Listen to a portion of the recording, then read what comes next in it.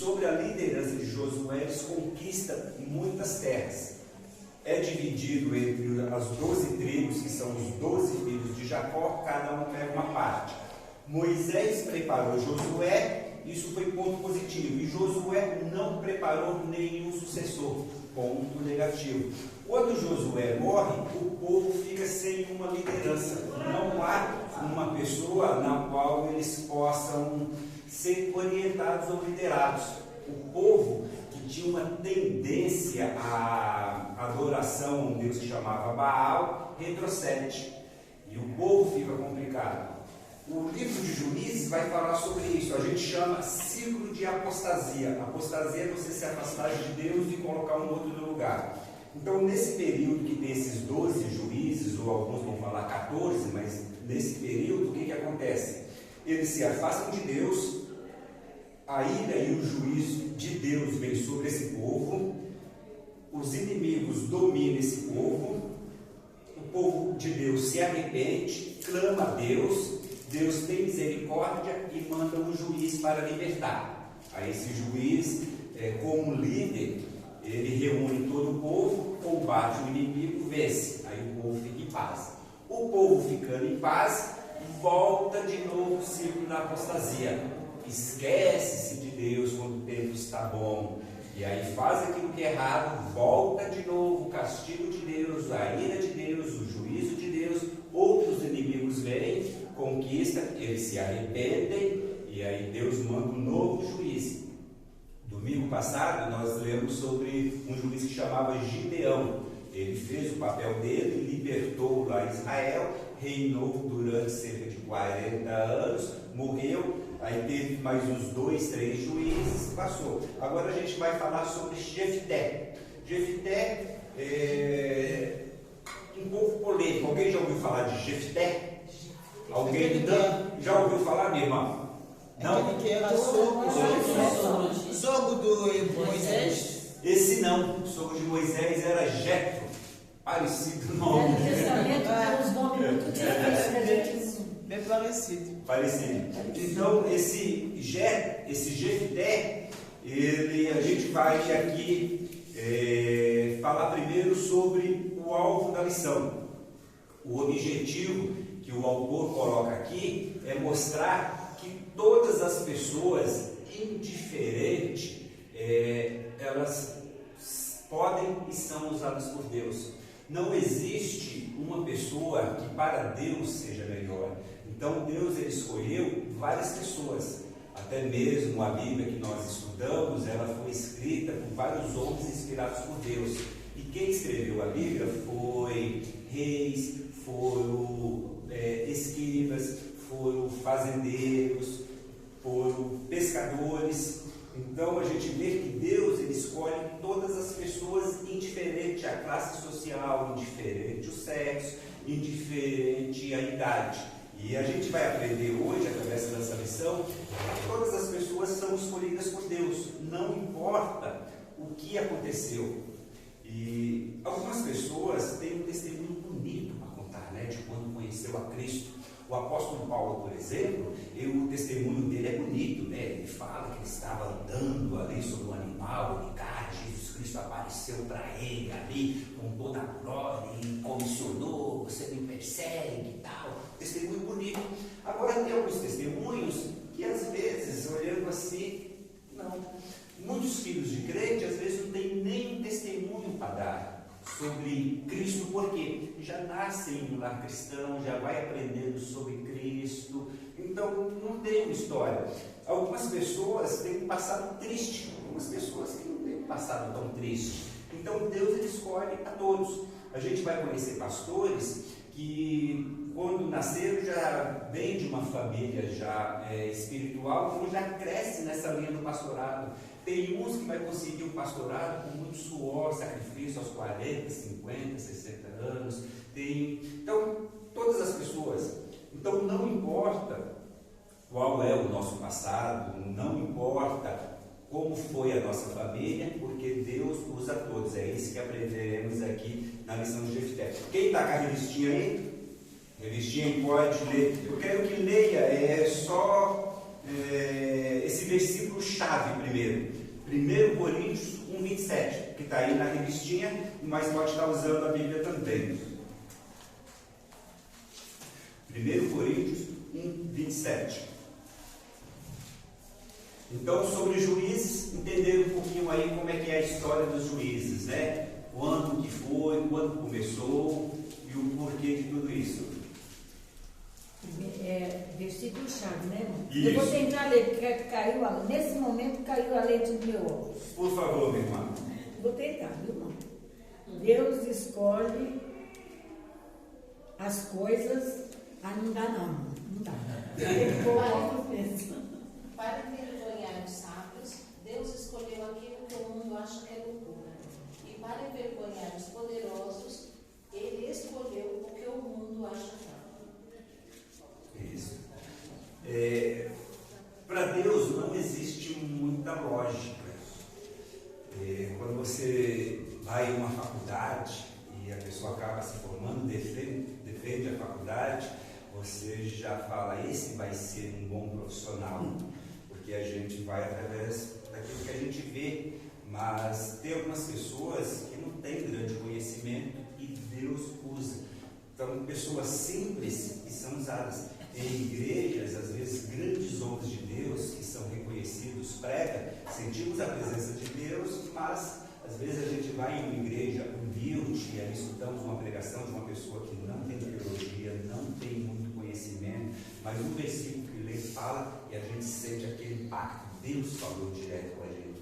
Então Deus usa essas coisas. Então, para Deus, Ele usa o que é fraco para confundir o forte, usa as coisas loucas para confundir o sábio. Então, no meio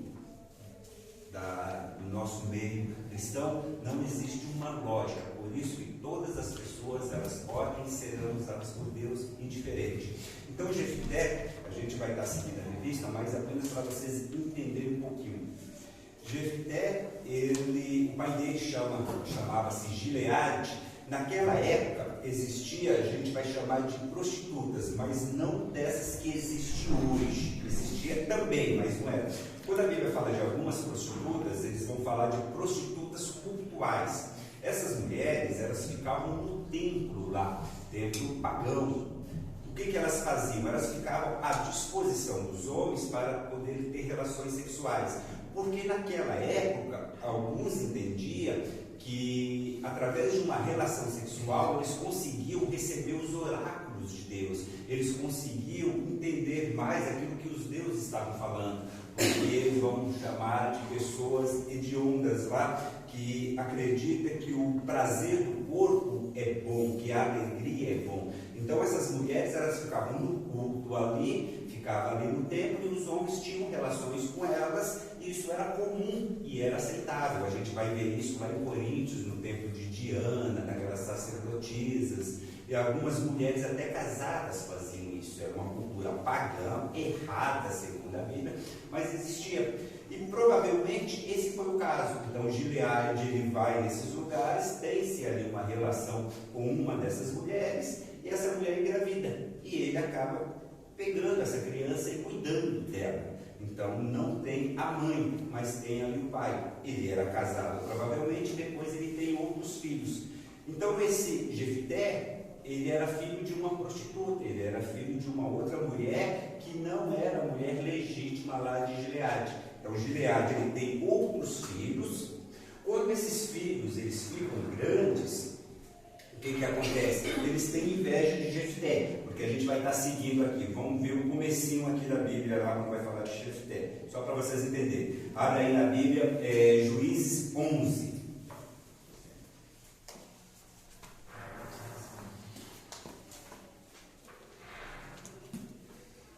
Qualquer coisa que os irmãos queiram perguntar, pergunte. Qualquer coisa a falar, qualquer coisa a acrescentar, qualquer dúvida, não tem problema nenhum.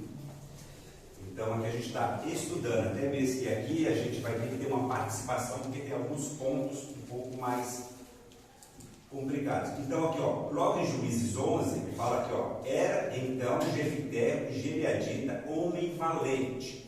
Quando fala que era homem valente, não está relacionado somente à guerra.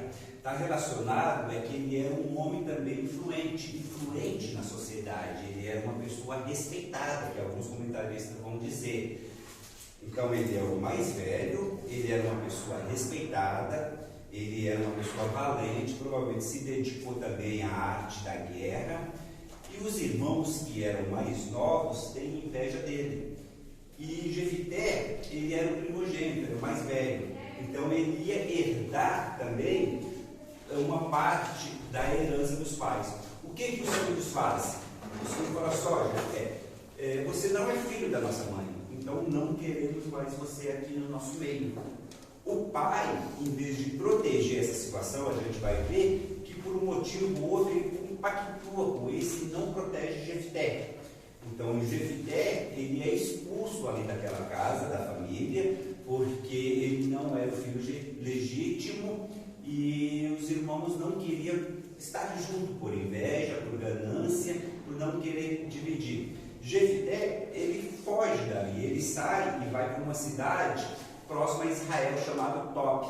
Então ele começa a morar naquela região. Só que a gente viu aqui que ele é um homem valente, ele é um guerreiro, ele é uma pessoa líder, influente. Quando ele vai para essa cidade, existem alguns homens lá que não queriam nada com nada. Alguns homens que não gostavam de trabalhar e ficavam à margem da sociedade. Vendo que Jefité era um homem valente e que foi expulso, e que estava com toda a trauma, estava mal, eles vão até Jefité e colocam Jefité como um líder deles. E aí eles saem para roubar e fazer as coisas erradas. Então Jefité, que nasce em uma família cristã, é expulso de casa, ele vai para uma outra cidade, ele reúne ali alguns assaltantes, homens vadios, e aí eles começam a fazer as coisas erradas. E a gente lembra bem do caso de Davi, quando fugiu de Saul, não é isso? Quando ele foge de Saul também, ele vai para algumas cavernas lá e reúne alguns homens, aqueles homens pediram a liderança. Os valentes de Davi eram homens que estavam vivendo à margem da sociedade. Então, Jefité é essa história. Ele é filho de uma prostituta, é expulso de casa, vai para uma cidade circunvizinha, reúne ali alguns valentes e começa a fazer as coisas erradas. Só que a gente viu aqui que é valente. Nesse meio, o que acontece? Lá em Israel, como o povo apostou toda a fé, pararam de servir a Deus, veio a ira e o juízo de Deus.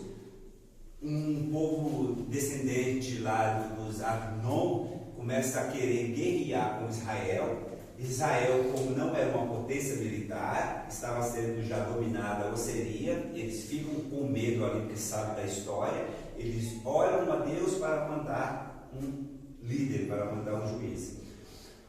Os anciões da cidade, aquelas pessoas ali da cidade, sabiam que Jefité era um homem valente, era um homem influente e tal. Sabendo que Israel estava em perigo, ele sai da cidade e vai atrás de Jefité. Fala só, Jefité, a situação está feia lá. Israel agora está sendo pressionado, os inimigos estão querendo dominar e não temos ninguém que seja uma pessoa valente igual você. Uma pessoa de guerra, de luta, que não tem medo e tal. Você quer voltar para que você domine lá, para que você seja o nosso líder. Então é sobre isso que estaremos falando. Sobre uma pessoa que foi rejeitada pela família, vai para uma outra cidade e depois aquela pessoa volta pedindo ajuda para ele. Então é nessa situação. Então Jefité tem aí um começo infeliz. Concorda comigo?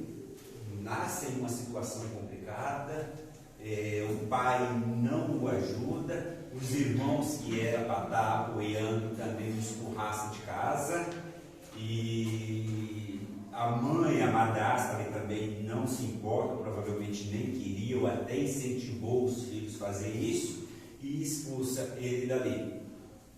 Agora, a pergunta é o seguinte: se isso acontecesse com você, qual seria a sua reação?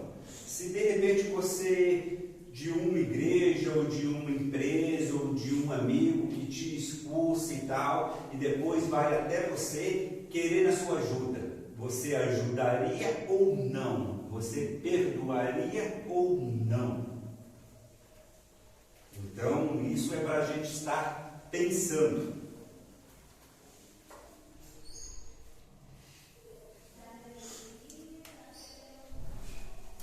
É uma analogia aí também com José, né? José. Foi vendido pelos irmãos, foi para a terra estrangeira, mas prosperou e depois ele foi lá e pagou o mal com o bem, né? Não poderia ter matado os irmãos, poderia ter feito tudo, negado comida, mas pagou o mal com o bem. E deixou bem claro, é Deus operando por trás, né? Mas eu digo que a vida de José, dele, gente, vendo de prisão até ser chefe, aí você paga mal com seus irmãos, eu não faria isso. Eu vou falar que você foi bem caminho para minha alegria. Eu vou colher eles mesmo, porque É o Espírito isso Santo, é pecado. né? Gente, isso, se você voltou a dar mal, aí tem uma coisa errada também dentro de você. Porque olha onde você vem. Olha onde você vem. Complicado, gente. Mas o interessante que ele não está dizendo é que os irmãos de José pensavam que ele estava morto. Isso o José também sabia. Né? José sabia. Sim. Eu, às vezes, quando eu fico lendo essas passagens, eu fico marcando assim, quando na hora do almoço ali, todo mundo almoçar, aí José se apresenta, eu sou seu irmão. E aí? E a comida? Mas ou quando lê essa história toda, eu vejo que nós também, como pai e mãe, erramos muito com os filhos. Porque tudo isso começou quando o José estava muito elevado na família. Era muito especial para o pai. Exatamente. Os filhos são tudo seu. Mas olha como você fala, olha como você trata. E que começa a coisa. Tá vendo? Tem coisa que nós, como pai, tem que fazer muito cuidado. Ou às vezes o Pedro Filho saiu com o pai dele, o pai disse que não vou sair, ele vai sair com o Pedro Filho, não, que não vai ir, outro vai ficar assim, outro quer ir, vai justo.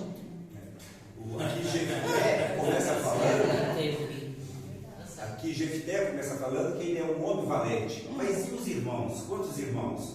Por que ele se tornou uma pessoa valente e os irmãos não? Por que o pai, será que foi omisso com os outros filhos? Não. O que aconteceu? Então o pai, igual ela está falando, tem que ter esse cuidado. No meu caso é um pouco diferente, eu só tenho uma, então não dá para ser melhor ou pior. É a filha que eu mais amo, mas é uma só. Agora, quem tem dois filhos, tomar esse cuidado para que não eleve um e menospreze o outro. Todos são iguais. Mesmo que tenha particularidades diferentes, mesmo que um se aperfeiçoa numa área, mas todos são iguais. E tem que ajudar se um não tem uma facilidade em alguma coisa e não incentivar. Então, aqui a gente já tem duas partes, tanto a parte do pai quanto a parte do filho. Agora, José, como Jefté, a mesma coisa. Eles foram humilhados, eles foram expulsos, um foi vendido, o outro foi expulso por ganância, por inveja, mas Deus, ele reverte a situação. Hoje, na pregação, o que nós aprendemos? Que vai vir uma tribulação, que devemos perseverar e acreditar que essa situação será mudada. Então, o próprio Deus, ele vai fazer essa justiça para nós. No caso de José, passa-se anos, mas ele persevera na oração. No caso de José, ele está ali, o começo dele é antes da lei ainda. Não existia nem a lei, não existia Moisés ainda, que Deus mostrou, faça isso, faça aquilo. Era apenas um conhecimento que ele tinha herdado dos pais. Ele se manteve fiel, sem a Bíblia, sem grandes conhecimentos. Foi Jefté, que a gente vai ver aqui também, mesmo nessa situação, fazendo as coisas erradas, ele manteve o princípio. E Deus restitui. Então, um fugitivo, ele agora, ele é chamado para liderar. Olha, os dois extremos. Um que os anciões também sabia que ele estava sendo expulso de casa e não fizeram nada por ele para ajudar. Às vezes você está sendo vítima de uma injustiça, a pessoa que pode te ajudar não ajuda. Mas Deus, Ele vai restituir. Então vamos avançar um pouquinho aqui. Quem está com a revistinha aí, vamos ler aí. Na parte 2, que é na página 46, vamos ler.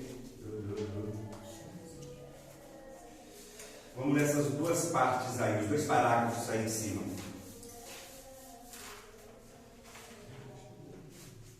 Pode ser até os três, essa parte aí, um fugitivo convocado para liderar. Aí até a parte de Mispa. Jefé, forçado a fugir de casa, foi para a terra de Escové, e onde se juntou a uma turma da pesada. Provavelmente foi bastante criticado por causa disso pelas pessoas mais velhas. Mas, muitas vezes, pais e mães crentes, pelas suas atitudes, afastam seus filhos do lar e do convívio da igreja. Só um minutinho para você ler. É interessante que a gente escuta, né, testemunhos, se são verdadeiros ou não, se são histórias, que muitas crianças falam para o pai: pai, vamos morar direto na igreja? E aí o pai pergunta: mas por que, né, que vamos morar direto na igreja? Não, porque aqui na igreja você é uma pessoa tão boa, tão amorosa, né, tão legal, e lá em casa. Então o que acontece? Algumas pessoas, elas acabam sendo diferentes. Na igreja, é gostoso você estar na igreja, é fácil estar na igreja. A maioria das pessoas estão procurando ser melhor, há uma alegria, há uma bondade, há um amor, e aí as pessoas ficam bem. Mas aqui na igreja, entre outras coisas, é um lugar na qual devemos aprender como se portar fora da igreja. E lá em casa, como é a vida? E no trabalho, como é a vida? O que passamos para os nossos filhos, né? A filha do Russell Shedd, o doutor, né, que está com Deus agora, ela tem uma fala muito interessante, né? Assim, ela fala, a Bíblia diz que todos são pecadores, então eu acredito na Bíblia, mas eu nunca vi o meu pai pecar, né? Olha que coisa linda. Se eu perguntar isso para minha filha: filha, você me viu pecar? Ela vai falar: agora, ontem, hoje, não pecar, então, mas é coisa linda. Então o Russell Shedd, ele era o que era na casa dele, ele era o que era na igreja, e às vezes na igreja somos uma coisa, e em casa às vezes queremos ser disciplinadores demais, alguns são omissos demais, outros permissivos, outros autoritários. E a igreja, lá em Altura, na qual eu fazia parte, tem o irmão Miguel, que eu admiro muito, com 75 anos, tem uma mente um pouco tradicional. E uma certa vez estávamos conversando e ele falando que a igreja tem que ser mais rígida e tal, e eu falei para ele assim: eu até concordo em algumas coisas, mas teu neto, meu irmão, tem alegria em estar na igreja? Eu falei assim: temos que deixar uma igreja para que os nossos filhos gostem da igreja. Então, que o convívio seja bom, que esteja alegre. Então, uma igreja, ela não pode ter só aqueles hinos lá de glória, glória, aleluia, não pode ter só aquele piano, mas tem que ter uma igreja alegre, tem que ser um convívio. A igreja, você tem que ter prazer para que esteja nela. Algumas igrejas, antes, você não podia mascar um chiclete, você não podia chupar uma bala, você não podia nada. Se a água, se você quisesse, você tinha que levantar e alguém servia, não podia olhar de lado. Claro que temos que ter reverência com a casa de Deus, com a palavra de Deus, com a pessoa que está ministrando. Mas que gostoso acabar o culto, você tomar um café, né, meu irmão Deus? Que alegria você poder dar risada e brincar. A igreja é isso, o convívio é isso, a família é isso. Então nós devemos fazer com que os nossos filhos sintam-se alegres na igreja, e não triste, não peso, e não fardo, e não almofador. A mensagem de novo, aquele pastor de novo, meu Deus, aquela aula de novo. Então tem que ter alegria, e isso faz parte nossa, de pais e mães, ensinar os nossos filhos e fazer valer. Irmão, aqui não poderia nem ter bateria, porque aqui na Iguabá não podia ter nem antes, né? Não poderia dar um glória a Deus, não poderia ter um tamborim, não poderia ter uma sanfona. Por que isso? Então, são coisas que estão tendo abertura, e eu concordo plenamente, porque não fugir da palavra de Deus. Essa é. Sim, sim. Mas algumas coisas tem que se modificar no nosso meio batista. Alguma coisa tem que se mudar. Porque senão as igrejas vão fechar. A igreja da Icauá, se não fechou, vai fechar. Não, já não fechou porque tem nós aqui que clamamos pela mão de Mas Deus. você de Deus. Mas já aí, cavalo, vocês são de Deus, porque quando meu marido, desculpa, ele me veio e me mostrou a igreja. Eu vi essa igreja, a imagem da nossa primeira igreja que a gente começou. Quando eu entro, eu disse, eu falei dentro de mim, não falei nada para ele. Quando a gente saiu, eu disse, a primeira impressão que eu vi essa igreja, como é a nossa primeira igreja que eu encontrei ele aqui no Brasil. E aí Deus quer que a gente recomeça de novo. Estou retrocedendo. Isso. Aí eu fiquei assim, mas Deus, que é isso de novo? Aí depois começamos a orar, porque eu agradeço a Deus porque eu não consigo colocar uma coisa dentro da espiritualidade dele, porque eu sei que ele é servo de Deus. Se eu falei para ele, vai fazer isso, se ele disse que não vou fazer isso, eu não insisto, porque eu sei que antes que eu chegue, Deus já falou para ele. Aí eu não posso. Não faço isso mesmo, porque eu não sei se estou errado ou não. Aí eu deixo ele tomar a decisão dele. Mas eu posso falar, olha, ok, é isso. Não, ele tem que fazer isso. Tudo bem. Eu pago lá, eu não falo mais. Aí quando fomos na igreja lá de Maia, o dia 30 eu acho, fizemos a comida, comemos, porque sempre fazemos isso. Aí todo mundo estava sentando com medo. Quando a gente chegou, todo mundo estava lá, ninguém estava ouvindo a gente. Tipo, a gente não estava existindo. Eu, meu marido e meus filhos. Ele foi, pegou as cadeiras, colocou para não sentar. Ele repetiu para todo mundo, pastor chegou. Colocou as coisas, começamos a comer. Quando saímos de lá, eu falei para ele, a nossa missão aqui acabou. Olha. Vamos lá na praia de cavalo. Ele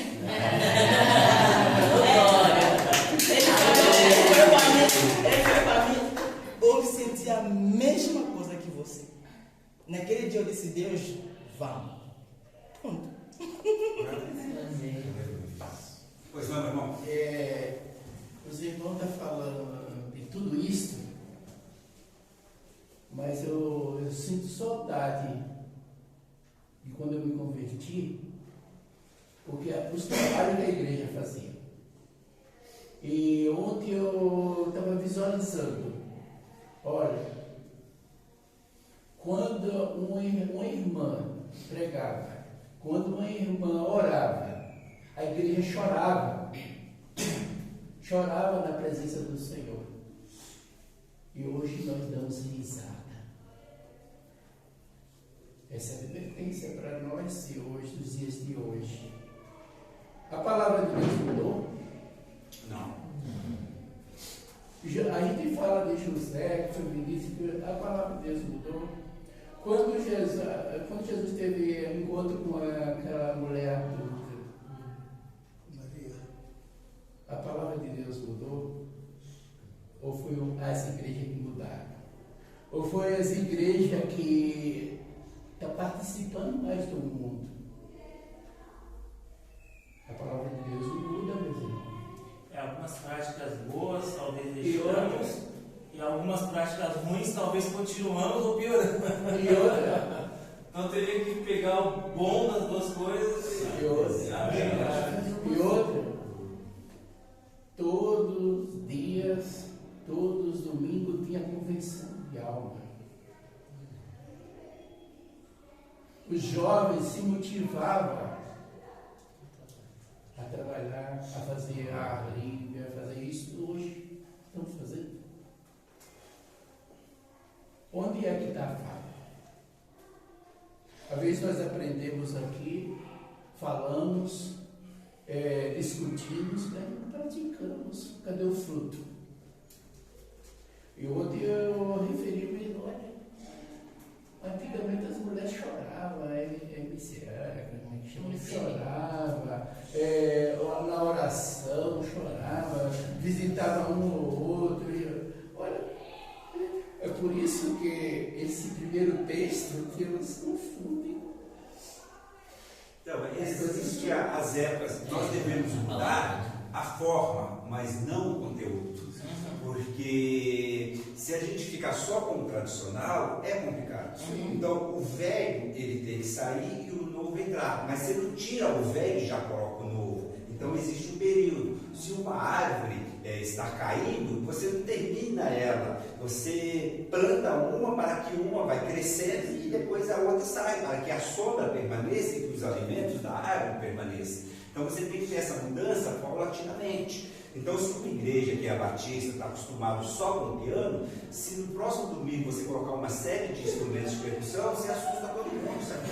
Todo mundo vai embora. Todo mundo vai embora. Então, é aos poucos. As pregações, elas vão mudando também. A tecnologia. Antes, as caixas de som das igrejas era ruim demais. Você dava glória a Deus, saía aleluia na caixa de tão ruim. Meu Deus do céu, então isso está falando. Uma chiadeira, uma caixa de abelha. Então, investir. Microfone hoje sem fio. Hoje você tem aí PowerPoint. Então, você tem que trabalhar com a mídia a seu favor. Então, essas coisas, elas são boas. E tem os jovens que trabalham com isso, têm a mente boa, eles entendem. Então, eles têm que ter essa estrutura para saber o que é correto e implantar na igreja essas coisas que vai ajudar a todo mundo. Então, tem que ter todos esses hinos mais tradicionais, eles nos agradam. Mas você tem que ter um hino mais alegre, mais movimentado, onde tem uma letra teológica que não mude o conteúdo, a palavra tem que ser a mesma, mas a forma. Hoje, cadê as gravatas? Antes todos eram de gravata, ainda gosto de uma gravata, mas as coisas vão mudando. Antes, se não tivesse gravata na igreja que eu pertencia, não poderia pregar. Não entra. Você está usando só para mostrar para a pessoa que estou fazendo igual a vocês. Mas no fundo você não está gostando. Isso também está errado. Eu falo que hoje em dia a gente está mostrando amor verdadeiro. Porque antigamente não tinha internet, não tinha televisão, não tinha nada. A gente só era só Deus escola. Deus escola. É fácil de se meter. Mas hoje em dia tem internet, tudo isso lá que você vai. Aí mesmo assim a gente está indo na igreja. A gente passamos 12 anos sem igreja, sem nada, ficamos em casa. Estamos aqui, voltamos de novo, gente. Ninguém pode dizer que antigamente ou hoje a gente só fala. Não, então mais forte ainda, porque tudo que a gente acabou de passar antigamente não tinha. Gente, não tinha internet. Imagina a internet, você pode fazer 4 horas no telefone, mas quando é para orar, vou dormir. Ou falo meu corpo, você ficou 4 horas no telefone, viu? Vamos orar. Vamos orar. Você não reclamou nada, não reclama de sono agora. Vamos orar. Aí lava esse copo de fava, vamos orar. Isso porque hoje em dia é muita distração. Mas mesmo assim estamos aqui. Então agradecemos a Deus por isso. Sim, glória a Deus. Tem bastante distração, né? O Netflix você coloca lá, aí você fica procurando, você perde meia hora só para procurar. Aí quando você acha lá, 10 temporadas e cada temporada 10 episódios. Ele te propôs bem feito, né? Isso. Mas tem muita coisa para distrair a gente hoje em dia, imagina. Mas somos valentes, né? Somos valentes. Antes não tinha nada, hoje vai vencer todas esses obstáculos. Às vezes eu pego o celular para procurar um versículo mais rápido, aí eu digito. Aí você olha outra coisa. Vai ver aquela mensagem, você esquece o que você Esquece. O que eu ia fazer mesmo? Você pode Sem falar que o Google escuta a gente. Então, se a gente está aqui agora conversando e está com a internet ligada, vai falar sobre isso. Vai ver a mensagem sobre isso. Perigo. Uma coisa, você sabe por que foi feita a câmera frontal? Não, Para ver a celular. nossa face. Não. Para ver a nossa face, exatamente.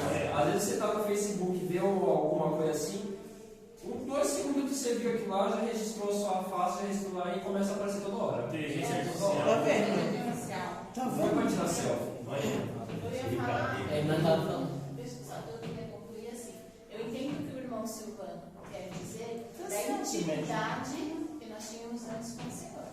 E que hoje, assim, talvez haja se perdido, há um distanciamento devido a essa Distrações. distrações que estão surgindo. Porém, nós não podemos permitir que isso aconteça, como a irmã falou, que se a gente perde tempo com uma coisa, a gente vai ganhar tempo com a Bíblia, mas para a gente ter os jovens de volta, para a gente ter uma igreja para o futuro, a gente precisa Precisa ter dentro Fica disso. bem, porque senão, assim, Senão tem não vai uma dar. ideia nossa, Não perdendo a essência.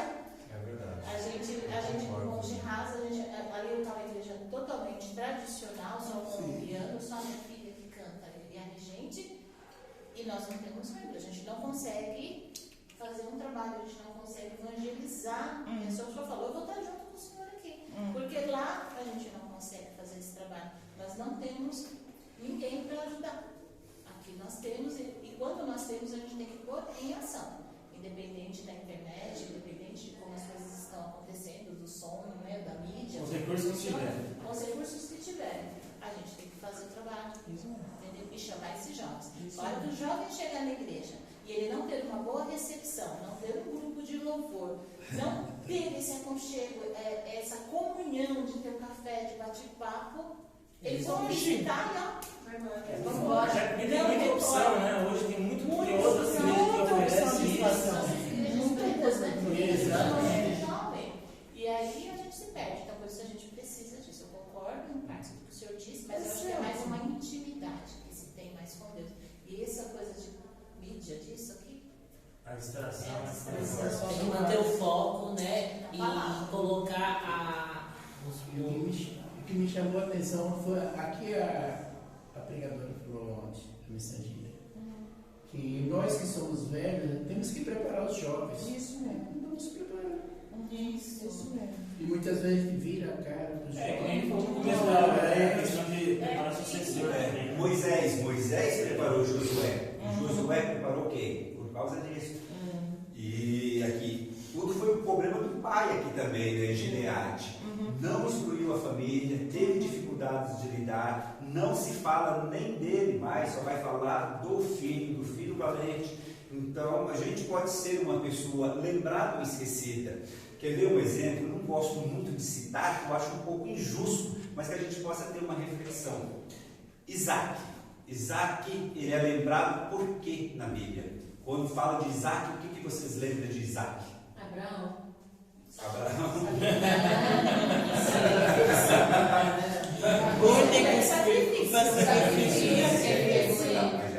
Isaac, ele é lembrado de filho de um grande pai e pai de um grande filho, Jacó.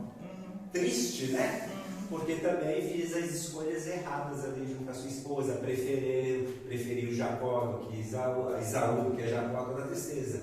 Então, temos que preparar alguém para que possamos ser lembrados, senão fica essa história, não é lembrado. Isaac, filho de um grande homem, pai de um grande homem, triste isso, né? Então temos que preparar sim, igual a gente está falando, o velho ele vai saindo, é normal. Moisés morreu, Josué morreu, todos morreram e morreremos, a não ser que Cristo venha ao nosso encontro, para quem acredita nessa linha de teologia. Mas, e a igreja, eu acho lindo a igreja de Cristo, porque nós temos várias igrejas evangélicas. Nós temos umas um pouco mais alegres, nós temos umas um pouco mais extrovertidas, umas um pouco mais tradicional. Procura uma igreja que se adequa. Se a igreja está dentro da Bíblia, vai. E dentro da nossa igreja, nós podemos também fazer culto dessa forma. Ontem foi um culto dirigido pelas mulheres, na qual eu dou os meus parabéns pela dedicação, pelo empenho, um culto maravilhoso, alegre ontem, muito bom. Então tem que ter o culto das mulheres, e aí vai pôr os hinos, vai pôr as mensagens da altada. Os homens, vamos fazer os cultos dos homens, aí a gente vai cantar as nossas músicas, vamos fazer jovens, fazer o culto dos jovens sábado à noite, com um movimento maior, com uma bateria um pouco mais alta, com alguns instrumentos de percussão, aí é permitido vir com camisetas e tal. Então a igreja, ela vai agradar a todos. todos, porque vai estar dentro da palavra e cada um com a sua particularidade, cada um mostra. Não é obrigado. O domingo de manhã é triste para os jovens virem.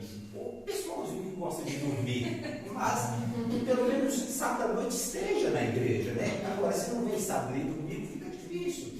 Então, escolhe um culto para vir, para estar, para se dedicando, se esforça dos outros. Mas você tem que ter todas essas coisas. E a gente tem que estar aceitando essa diferença, né? Porque senão fica difícil a gente falar, pô, é jovem, só quer saber de vir de bermuda e dar risada. A gente já foi jovem, a gente sabe o quanto é difícil. Então, ter paciência e ajudá-los a caminhar, ajudar um pouquinho e aprender com eles essa alegria e essa vida. Então, nós como pais e mães, fazer o que Gileade não fez. 11 horas, meu irmão, aí vocês escolhem. Se quiser dar sequência no outro domingo, ainda fica à parte. O irmão Rodrigo é sábio quando fala, né? O assunto Já tinha avisado. Mas assim, domingo que vem ele vai dar aula de novo. Como esse texto de Juízes 11, 12 aí é grande, né? O Jefté, então ele pode pegar a outra parte, porque ele tem bastante coisa ainda para falar, né? Tem que falar do voto lá que ele fez. Então, para ele deixar para outra aula a continuidade, né? Como já é 11 horas, senão ele vai ter que atropelar. E é bom que também quem não veio hoje, né? Se vier a semana que vem, pode pegar, né? Dá para fazer uma recapitulação. Daí ele encerraria, né? E continuaria no domingo que vem. Mas é assim, quando tem os trabalhos aqui na igreja, entre sábado, manhã a escola dominical fica fraca. Entendeu? Então a gente já está acostumado com essas coisas. E quando foi dito aqui, nesse momento, há 40 anos era diferente. Há 30 anos era diferente.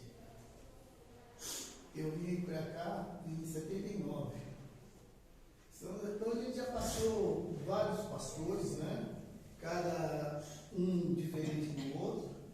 E aqueles que não estão afim, porque eu penso assim, eu olho para Jesus, todo homem falha. Todo homem falha. Para Jesus não. E teve muitos que olharam pelos pastores e foi afastando, não vem mais. E quando a gente pensa que não, encontra com as pessoas, está no mundo. Esqueceu o primeiro amor. Agora, os líderes têm que ter muito cuidado. Eu perdi meu sobrinho, falha de um pastor. Meu filho fugiu da igreja, falha de um pastor. É o saber tratar. Igual o apóstolo Paulo aconselha Timóteo e Tito, que cada pessoa você tem que tratar eles diferente de um do outro. E tudo com amor. Se não tiver o amor, tudo vai para a água. Domingo passado nós falamos sobre o dom que há em nós, né? O que nós podemos fazer para melhorar. Assim, eu confesso para vocês que uma das minhas escolhas foi em cima de erros de muitas pessoas. Eu acho muito triste você escutar uma pregação e ver que a pessoa não se preparou, ela usa a Bíblia para dar indireta, para falar coisas que não tem. Existem alguns erros que está dentro de uma normalidade, que a pessoa está crescendo e ela comete algumas falhas e o próprio Espírito Santo vai cuidando de todas as coisas e corrigindo. Mas tem pessoas que são maldosas, sabem que isso significa uma coisa e fala outra. A pessoa está falando uma coisa, depois vai para a política, está falando uma coisa e vai para futebol. Isso não tem nada a ver com Bíblia, a não ser que isso seja para a glória de Deus. Se você vai dar um testemunho e falar algo, tem que redundar na glória de Deus. O que eu acabei fazendo? Mediante isso, eu falei, Senhor, eu não consigo mais escutar isso, mas eu quero aprender que eu possa ajudar as pessoas. E eu comecei a me preparar nisso.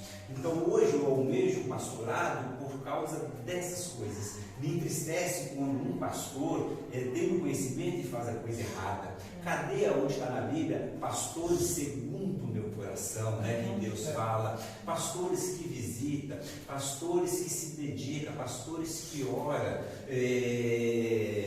O nosso pastor aqui, o pastor Pedro Kibala, ele me agrada porque eu vejo ele cumprindo a Bíblia. E eu estou aqui e vou estar porque eu preciso aprender com essas pessoas. Então, Eliseu se tornou um grande homem porque ele comentava que Elias, que era um grande homem, o sucessor, ele vai se tornar bom se o seu mestre é bom. A minha sogra ali, a mãe da Cristina, é adoentada, e o pastor, ele liga mandando a oração, orando. Então, sentimos o cuidado do nosso pastor, né? Visitas que ele faz, que nem são mais membros daqui, mas que ele tem um amor, porque o pastor ele não está limitado a um grupo de pessoas somente na igreja local, mas ele pode ajudar a igreja de Cristo como um todo.